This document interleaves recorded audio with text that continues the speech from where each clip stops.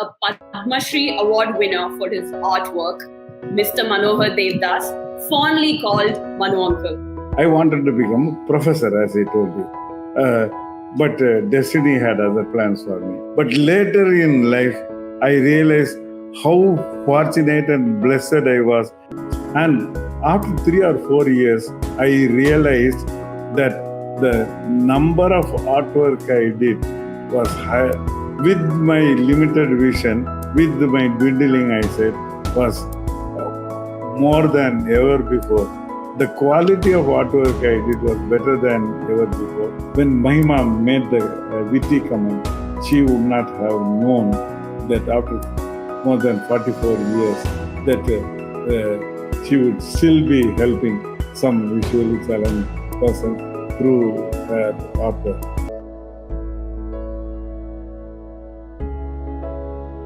A Padma Shri Award winner for his artwork, Mr. Manohar Devadoss, fondly called Manu Uncle.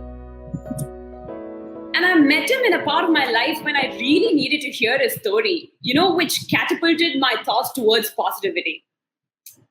Hailing from Madurai, the land of culture, tradition, and scenic sunsets, our very young guest today has completed his graduation in chemistry from American College in Madurai. He moved to Madras and took up a job at Oldham Company as a chemist. His career then took him to London and also the United States to study. His ever beautiful wife, Mahima, was his muse for many of his paintings and writings. His interest in art started when he was 3, when he went to the zoo and started to draw a giraffe just by seeing it stand tall once. Around 1966, Manu Uncle started his card gifting venture, where his wife Mahima auntie used to do the writing and their friends started to purchase the postcards. And all the proceeds went to charity.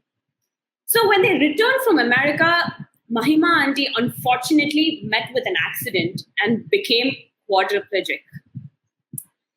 This was just before their 10th wedding anniversary. But he made a promise to take care of her till the end and keep her as comfortable as possible all by himself. But their keen sense of humor served to help them adjust to their difficulties in life, and all that life had in store for them. 2 years later, Manu Uncle discovered that his eyesight had started to fade. He had a degenerative disease of the eye called the retinitis pigmentosa. But these adversities did not diminish their spirit. Their creative abilities were still on high peak. It only made him and her become more creative and more resilient. Venturing from drawing to writing books when the cataract in his eye started affecting whatever remaining vision he had. The couple was also a great team, publishing some powerhouse books that combined his artwork and writing skills. Their first book was titled The Greenwell Years, which came out in 1997. It was his way of paying tribute to his Madurai.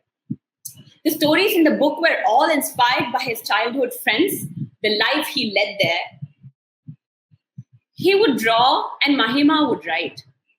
Although Mahima auntie passed away almost a decade ago, she continues to be Manohar Uncle's muse. His second book, Dreams, Seasons and Promises, was a book of poems in which he writes about his wife and their life. He is the epitome of awesomeness, an inspiration to so many of us youngsters. A real life story about challenges, resilience, and triumph. Beating all odds, striving what you believe in, striving for truth and love. Manu Uncle, thank you so much for accepting to share your journey with us today, and the stage is all yours. Sweta Ma, thank you for the very kind words you said, and you have told many things which would make my talk a little easier. Okay, I'll start now. The title has been given, I think. And okay, I was born at the western end of Goripalayam uh, of Madurai in 1936. From our house, we had a beautiful rural view, which I enjoyed very much. We lived in this Goripalayam house only till I was 6, but my memory was very strong that many years later, I think in 2004, I did this drawing of what we saw, more or less. And so this gave me the maybe the to enjoy beauty everywhere. This was the starting point. I lived. This was a big house. Then I moved to two places, Kotiur and Madras, where also I lived in big houses with big gardens. Then in 1945, we moved to Madurai again, and now in North Masi Street, pat in a very tiny house, pat on the pavement, and adjacent houses sticking to one another, and no room for garden, no space for thing, and it is the heart of the crowded city. First, I was unhappy. I went to the nearby school, Sedhubidi School, a very, very middle class school, but a colorful school. And in the beginning, I was not very happy about the school also. But later in life, I realized how fortunate and blessed I was that I lived in North Masi Street and went to this school. Uh, the events that happened, which had great impact in my life. Okay, now ever since from my childhood, as Sweta said, I drew pictures. But the emphasis of the pictures depended upon the period of my life. When I was in primary school, I did pictures essentially mostly of animals, especially elephants and lions. The picture of lion that is shown here, I did when I was 7. This is the only original picture of that period that has surveyed till now. Then, when I went to middle school, I, like other boys, I was interested in this steam operated road rollers and things like that. I was fascinated by the electric commuter train of Madras. When I tried to draw an electric train, I had difficulty drawing it. Then I solved the problem by looking at a photograph, and I found out about the vanishing point by myself even before knowing the name vanishing point. So this was the starting point of my learning about perspective in art. Once one day, a train stood on a curved track, and I went and stood between the rails at the center. It was a forbidding, at the same time fascinating sight. That I was looking at this old steam engine train at its face. The only time I did in my life. The curved track, I could see the carriages. I carefully noted it and went home and drew a picture. But the picture that is shown here is not the one I did. This I did much later. But I learned so many aspects relating to perspective from this one drawing I did. That in a book I wrote on perspective in 2013, a whole chapter I had given explaining what all I learned on perspective from this drawing. Okay, so this was the period of the railway trains and things like that. But when I went to high school, my topic of interest changed. The main topic of interest was, of course, you can see the picture. Sari was a mystery for me, and I thought Sari was extremely beautiful. I had no sisters, and I did not know how a sari was worn. But by then, I knew if you have to draw something convincingly, you should know the structure. I somehow learned how exactly a sari was worn, and I did lot of pictures of beautiful girls. That That was the girl drawing period. I went to American College in Madurai, and of all the campuses in Tamil Nadu, American College has the noblest of buildings and amidst virtually a forest of trees. And I there were moral instruction classes which are not mandatory. So I skipped the classes and spent the time more usefully in the library reading higher level chemistry books, which was not needed for the exam. But what happened was I learned a lot about chemistry and I loved chemistry and I decided to become a professor. However well I drew pictures, I had no intention of becoming a professional artist. The college buildings were beautiful, and the chapel was particularly a very, very, very attractive one. I went there, and with the already knowledge, whatever knowledge I had on perspective, I did the pencil sketches painfully, and then finally with the dip ink mapping pen, I did an ink drawing of the chapel. I was only 19 then. The professor who was involved in the college magazine happened to see it and he liked it, and so he put it as a cover of the college magazine. This was a watershed event for me. Why? Because there are two or three things. One, I realized that I'm learning more and more about perspective, and I could do heritage buildings beautifully. Secondly, I had a natural flair for ink drawings, which is a very challenging thing. And thirdly, because I was losing my eyesight, black and white I could see better than shades of colors. So when I did later in life countless ink drawings, with the dwindling vision, the fact that they were black and white helped me. But I wanted to become a professor, as I told you. But destiny had other plans for me. My father, who was a doctor, died of a heart attack when he was only 52, and I had to become the breadwinner of the family to support my mother and my brothers. And I got a job, a factory job in Madras, Oldhams. Um, First, a factory environment is vastly different from a college environment. So I was unhappy. Then I said, if this is the lot that is given to me, let me do my very best. And I did things beyond the confines of a chemist's job. And I introduced the electro polishing process and many other things. And in those days, India was technically less advanced, and many things were imported. And I worked on making those products in India itself, and so that these need not have to be imported by saving a lot of cost.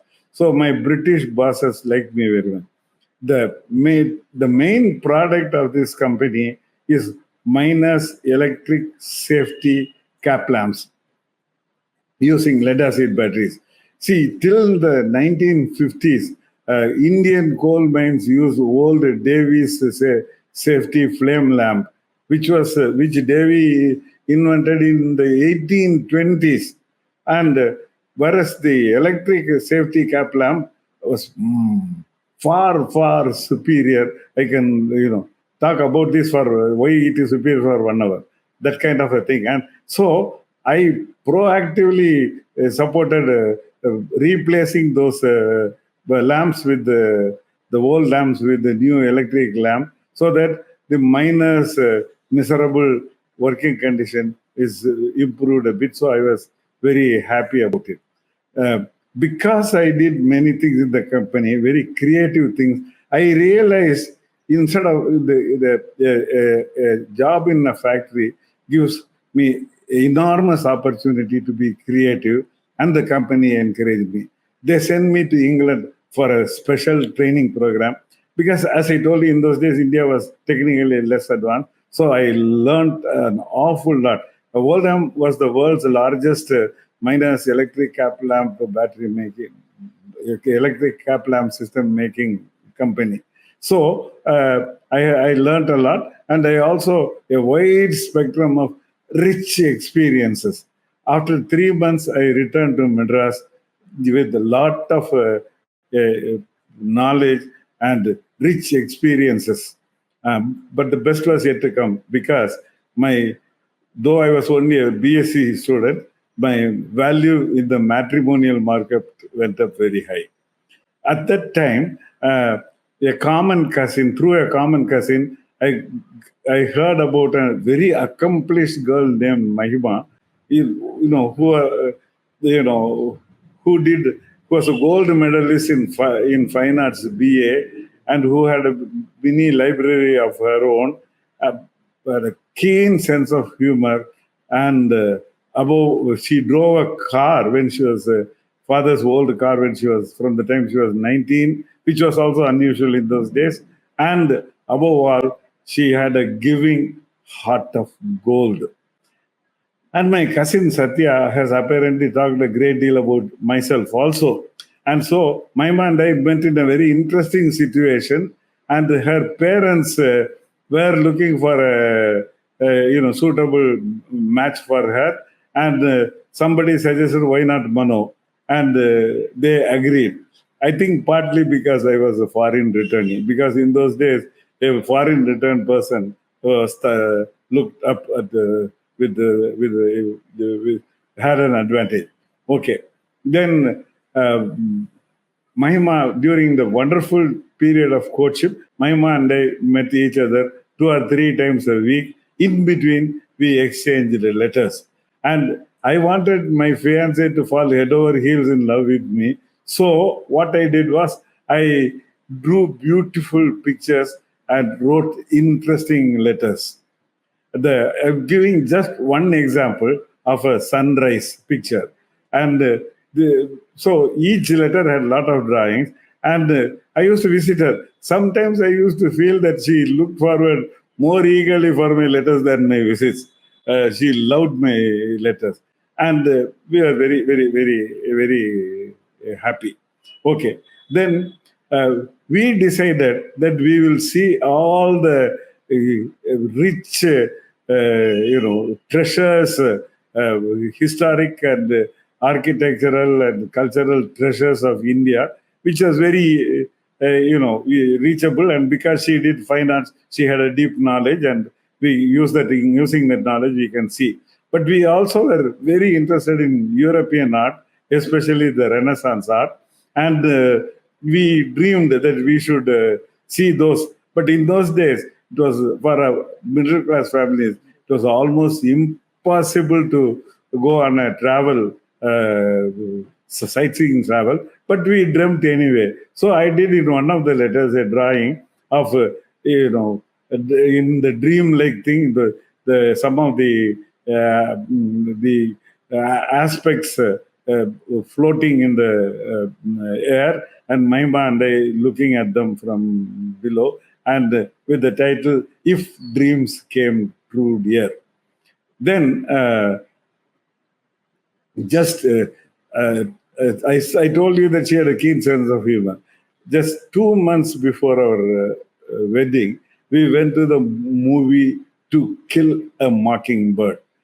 In a very restful scene, the child heroine goes to sleep, and I saw a teddy bear doll lying next to her. So I asked Maima softly, Mahi, as a child, did you take a teddy bear with you when you went to sleep? With a mischievous voice, she replied, No, Mano, as a child I did not. But 2 months from now, I'll take a big teddy bear to bed with me. So I had to control my laughter in order not to avoid, irritating those who sat close to us. But this inspired me to do the drawing Mahi doll. Now, in this drawing, of course, the doll is represents Mahima, and I managed to show the teddy bear looking at the doll with great expectation. And then I realized that by merely entering my life, Mahima improved my artistic skills and my writing skills, which became very handy in later in life. One day when I visited her, her mother told that Mahima was upstairs enjoying the moon and asked me to join her there. So when I went up there, I was totally taken aback by a pleasant surprise. There she stood in a beautiful kimono with a fan in her hand and shyly standing there. And she had arranged a low table with the ikebana like flower arrangement and a Japanese painting hanging on the outer wall of the staircase room. And she knelt down and served me tea in Japanese style. It was then some very interesting things happened. So I cherish the memory of this till today. So it was a wonderful period of courtship. Then, just 2 weeks before our wedding, there was an altercation between one of her uncles and myself. I thought he was pompous and arrogant, and he thought I was boorish and rude. It made me very angry, but I controlled myself. Then later on, jokingly, he told some of the people, "What we are giving our girl in a matrimony to a katan." There is no perfect equivalent word in English for katan. You can say a savage or an uncouth chap or a ruffian. Okay. Somebody came and pitched this to my family, some of the family members. So I had to respond to that. I did not want to make the beautiful period of courtship spoiled by an uncle. Then what happened was, suddenly a thought occurred to me. What with Mahima presenting herself in a kimono like a Japanese woman, and what with her uncle calling me a katan, I was given in a golden platter to prepare this drawing and send it to Mahima. This is a katan and a Japanese woman walking happily. Now, Mahima showed it to her uncle, and he laughed and said, "What a talented guy he is! What a beautiful cartoonist he is!" And he said he is a scientist and he is drawing so well. And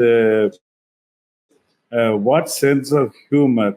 And since then, he became a very dear uncle of mine too.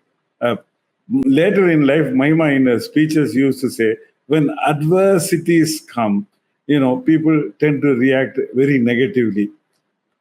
But reacting negatively is not fruitful. One should always think of doing something by which you win totally, at the same time endearing adversarial person also. And so it was an additional reward for me that my wife was all praises for me. But now I'm also happy that because the uncle made that comment, that I was able to share this cartoon with you after nearly 50 years. Okay. Now, Mahima and I were married. In the wedding portrait, subconsciously she had tilted her head towards me, which made me very, very happy. Our married life was very happy. It was full of creativity, love, affection, and enjoyment, travels, all kinds of activities. And then Mahima verbally taught me about oil paintings. I have never done oil paintings in my life. So the very first oil painting I did was of this 120 feet long country raft with a billowing sail gliding smoothly along Buckingham Canal near Pulliket Lake. This is the oil painting I did, and an art enthusiast picked it up. And I stumbled into art as my second profession after I was 30.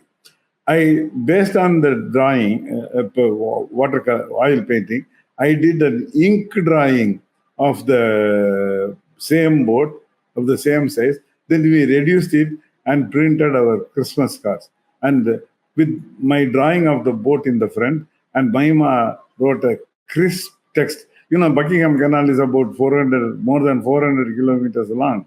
And about the canal, its viability in the 1960s and the hard life of the boatman and all that, a very crisp text. And this card created a mini sensation. Many friends wanted to buy the cars. So we thought, why not sell the cars and give away the profits for charity?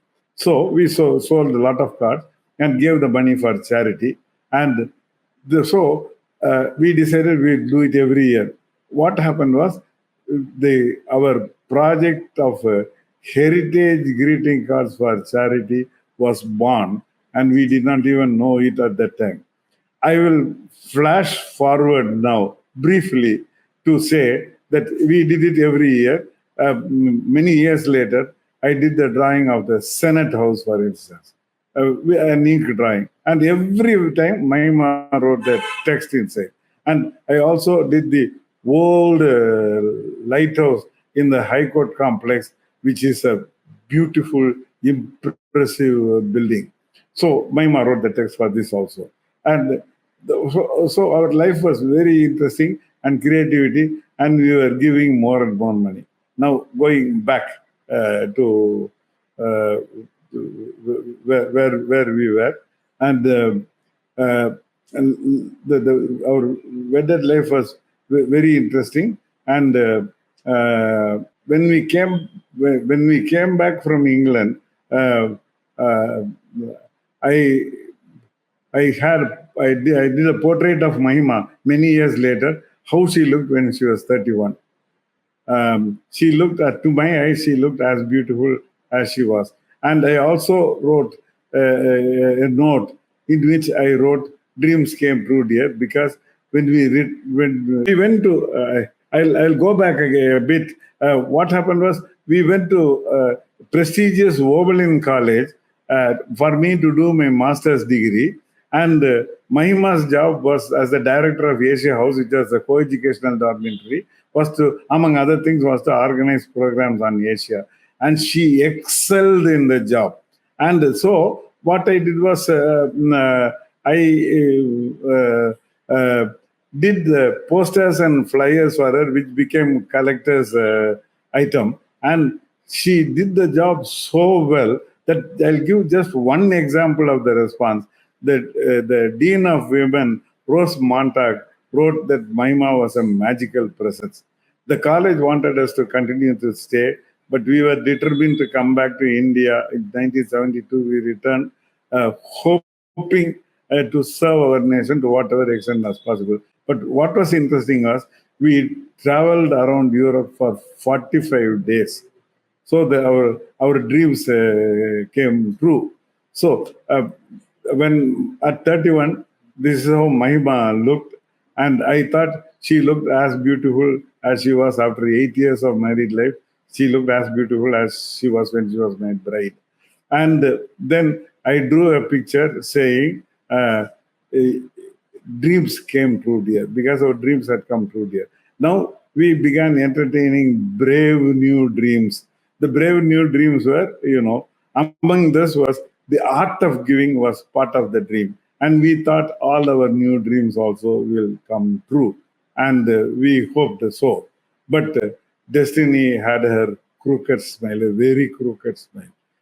Just a few days after our 9th wedding anniversary, we were involved in a car accident on the highway, and Mahima became a quadriplegic, no below her shoulder. She cannot move her body. There was no sensory perception, and a host of associated problems. We rushed her to Jipmar Hospital, which was the nearest one. And it was very fortunate because the doctors there, the chief Makani, looked after her exceedingly well. And they shaved her head and drilled a hole in her skull and put a clamp and hung a weight. And she was turned in bed every 3 hours. There are all kinds of tubes were connected over her body, and she looked a bad sight. But yet, she had the charm that the young doctors in the evening started coming to the hospital to socialize in the evening. which cheered my up, and this difficult period was made a little less difficult. I borrowed all the medical books and kept reading a lot about it, so that I was, when she comes home, I'll be better prepared. The doctors were very particular that she should be turned in bed every 3 hours to avoid bed sores. Then, when in the medical book, when I saw about quadriplegia, I happened to see a revolting picture of a bed sore, which was which. Then I thought, if the picture itself is so revolting, the real bed sore, the flesh will smell, will have emanate unbearable smell. So, which will be very, very embarrassing, and which will be very bad for the patient. And many die of bed sores. So, I told myself, as long as I live, my wife is not going to get bed sore.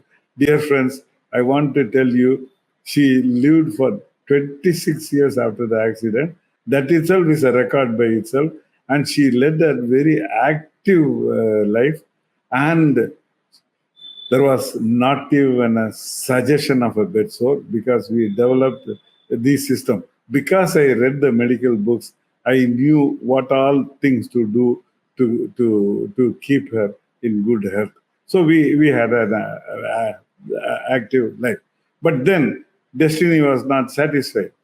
Just as Sweta said, within 2 years after the accident, I lost my eyesight in one eye completely and had a very narrow cone of vision in the other eye, which was narrowing down. But I could see through a small circle. I could see well. So I thought, before I lose sight in this eye, I should do as many drawings as possible. And so I decided to uh, spend all the spare time in the evening doing artwork before I go blind. But how about reading books during the spare time? So Mahima sat close to me and read to me book after book after book while I did artwork after artwork. The two drawings I showed of the Senate House and the High Court building were done during this period. And after 3 or 4 years, I realized that the number of artwork I did was high, with my limited vision, with my dwindling eyesight, was uh, more than ever before. The quality of artwork I did was better than ever before. Because of the tedium was less, I spent more hours. And then the number of books that Maima and I read were more than ever before. And also because she sat very close to me and read the books, the bond of affection between us grew even stronger. So I told our two monsters, quadriplegia and retinitis pigmentosa, you wanted to suppress us and defeat us, but you could not. We defeated you. So I told proudly. And as a matter of fact, we had okay, now my friends Chaco Mani and his wife Rebecca, they have cardamom and orange estate in Kerala. And they went in the car, and every time they took me with them and stopped the car and waited for me to do on the spot sketches. I also took photographs and did oil paintings and all that, and even had an art exhibition on Kerala. The and whatever money that came, my mom kept about half of the money for her medical expenses, and the other half she gave for charity. So we were able to give for charity also. Then, but the destiny was not satisfied.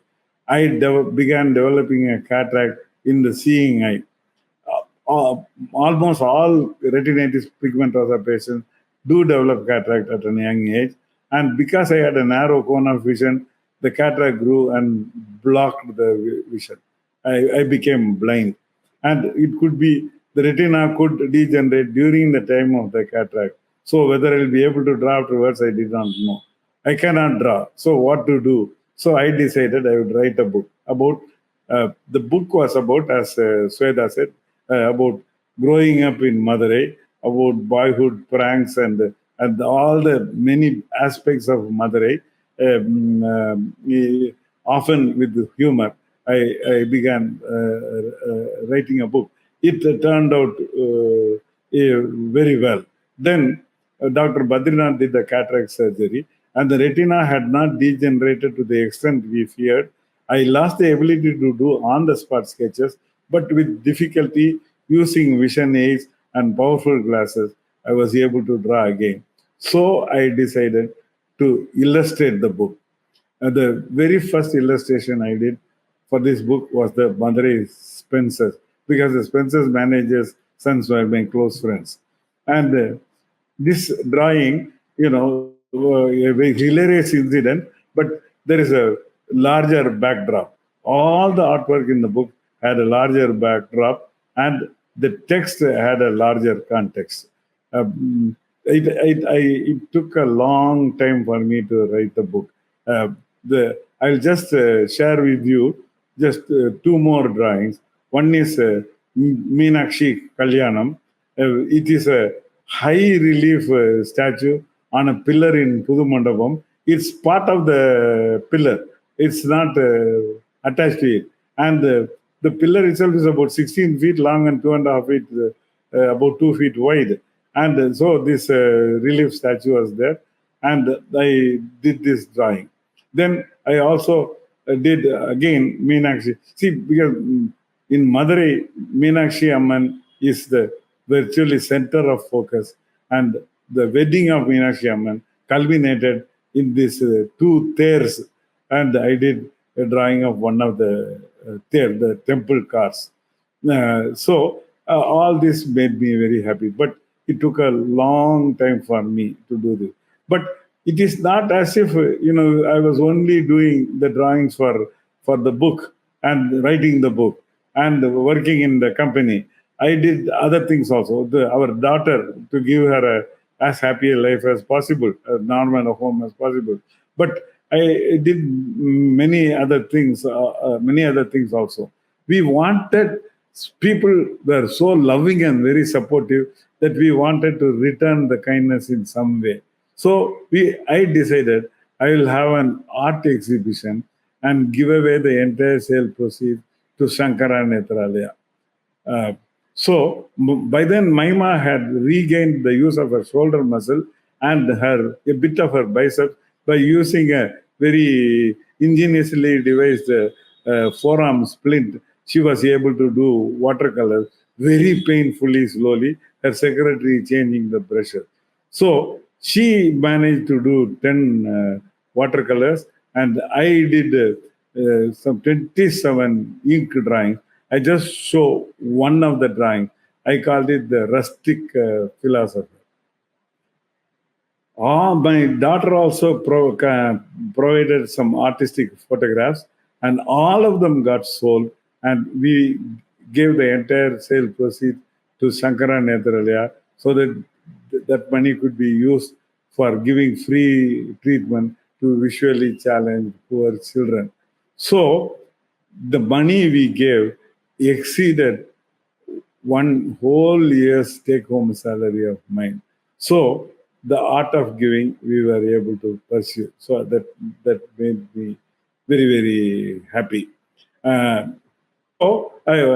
Now it took 15 years for me to complete the book Greenwald Years, and the book was uh, launched by the British Council in a beautiful event.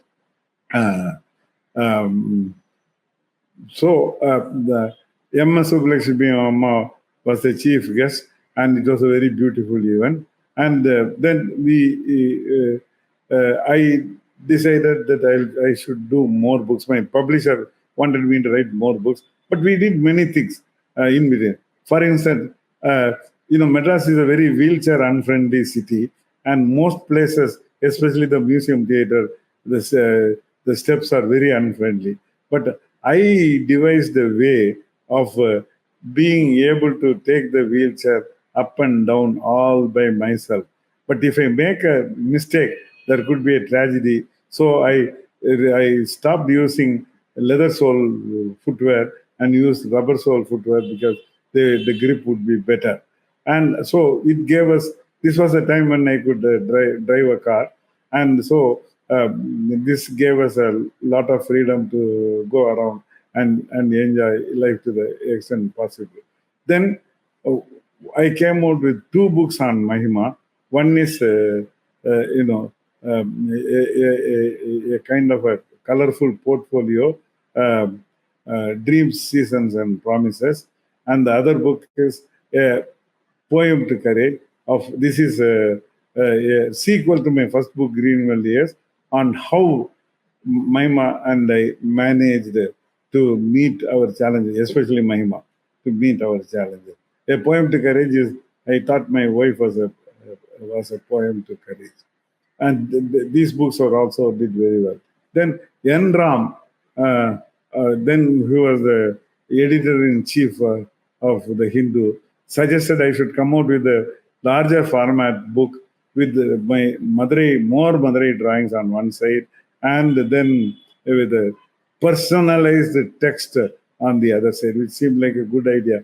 But my eyesight has gone down considerably, so the challenges was more. So each drawing I made had to be like an individual project, and I devised methods to solve the problem. I'll give just one example. Uh, in the 1960s, I saw Thirupuram Kundram hill with the Subramania Swami temple at its base, with the fertile paddy fields and the train trundling along, and the hill at the background. And what was more beautiful, at 10 o'clock in the morning in October, there were cumulus clouds, and it was lit by the sun.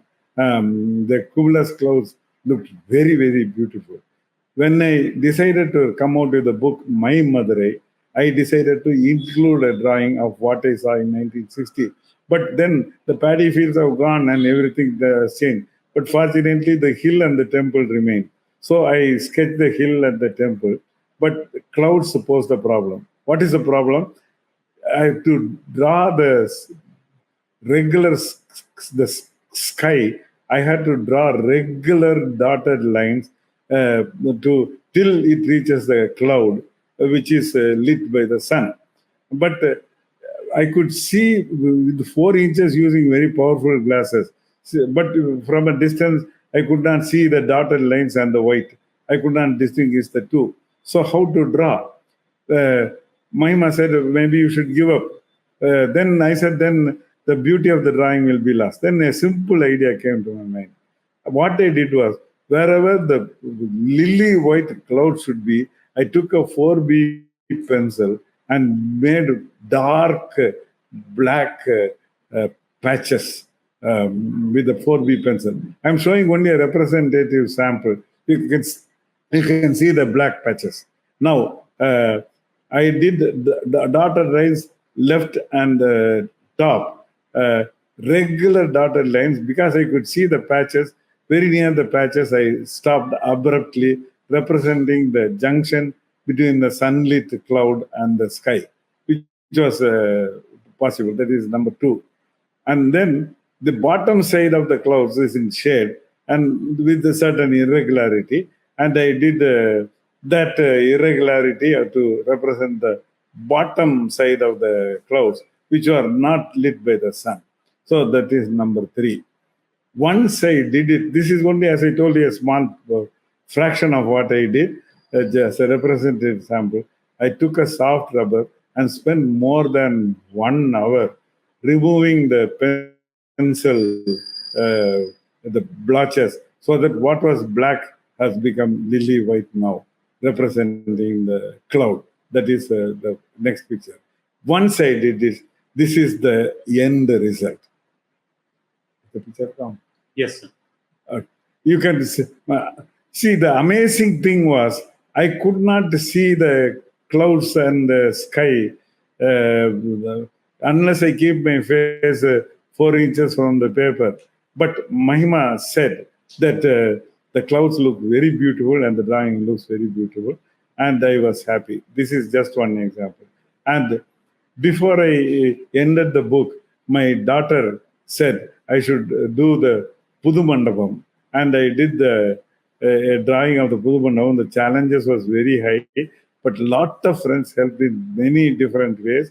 The Fernando brothers, Jairaj and Gabriel, they are very talented artists. They help, many others help in many ways. And I did the drawing of the Pudu Mandapam. Actually, that Meenachi Kalyanam is part of in one of the pillars. Okay, I did this drawing. This was the last drawing I did for the first print of the book. I wrote 7 books totally, and the 7 books have seen 28 edition. And this book, My Madurai, this is the first edition I'm showing, and this the 6th, 7th, and 8th edition.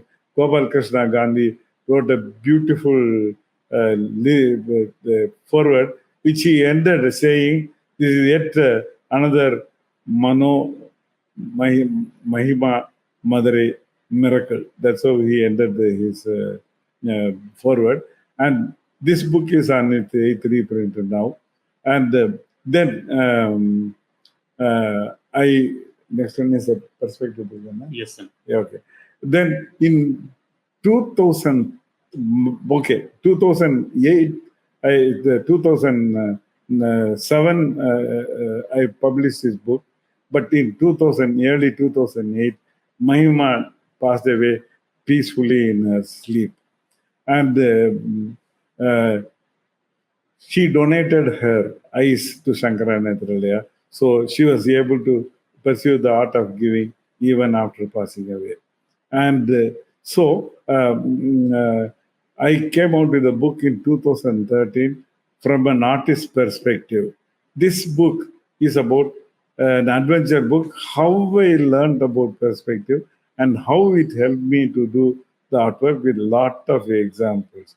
This book brought a whole lot of architect friends. A very talented architect called the Tripura Sundari decided that I should get the Padma Award, and she and her friends jointly sent in the formal format application, and with the follow-up action, she supported me, and because of her initiative, without my doing anything, without any influence or any other political pressure or whatever, I received the Padma, the formal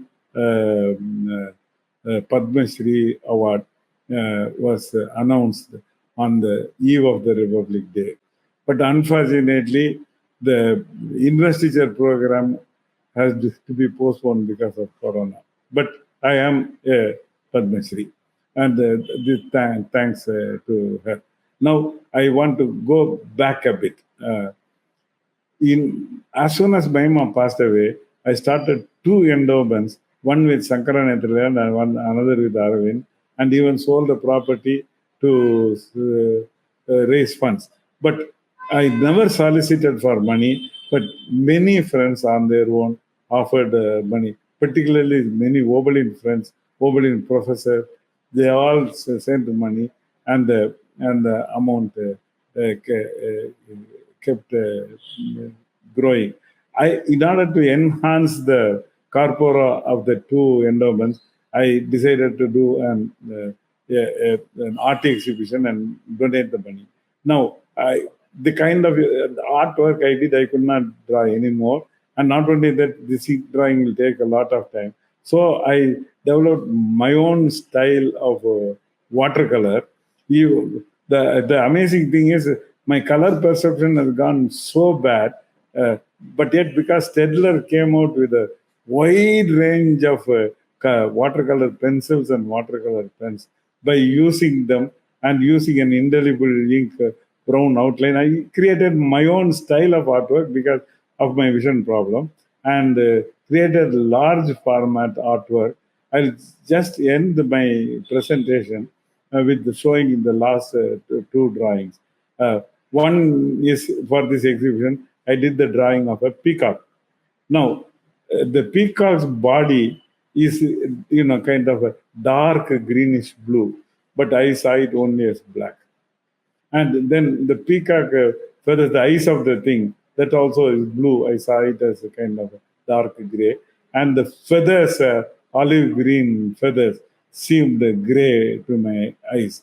But I managed to do this colorful peacock without seeing the colors.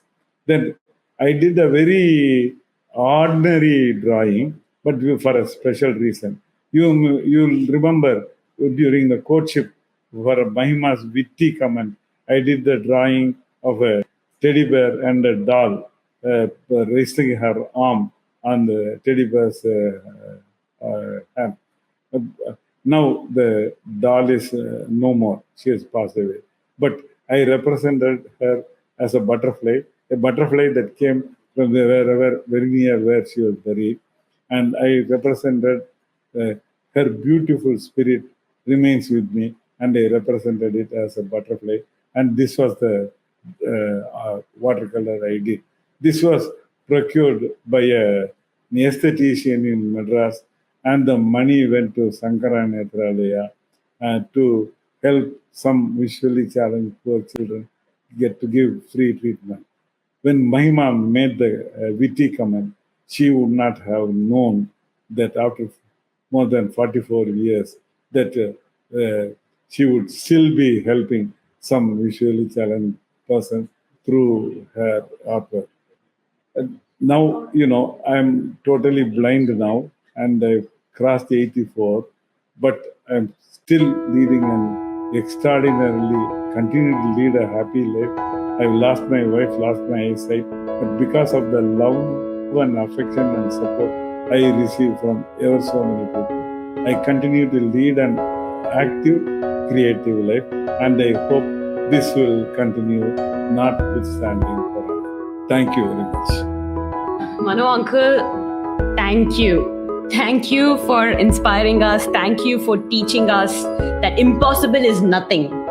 Right? The team at Kissflow has come over for so many meetings with you, and he's always been so welcoming, and he has memorized, all that he spoke today, the whole story. You are incredible, uncle. Thank you. And a big, big congratulations for winning the Padma Shri. And you have so many fans for your love story. We have so many comments today talking about how inspiring and how amazing the love story is. Thank you for pushing us to challenge ourselves by, after listening to this, and, you're living by example for what resilience is and for what love is. To take the good out of adversities, converting every situation to our benefit and being positive about it. To have a giving heart of gold, as you said, to share what little we have in life. Today all the 200 plus folks who are listening to you live have a very dear story we take back. You and Mahima auntie will live in our hearts forever and even after. We love you, uncle, and thank you so much. Thank you so much. And if the listeners enjoyed it, that is the great reward for me. I'm sure they did, and you have so many more fans today from Kissflow too, and there are a lot of people listening. It's a live stream. There are a lot of people listening to you live as well. Thank you, uncle. Thank you so much. Thank you.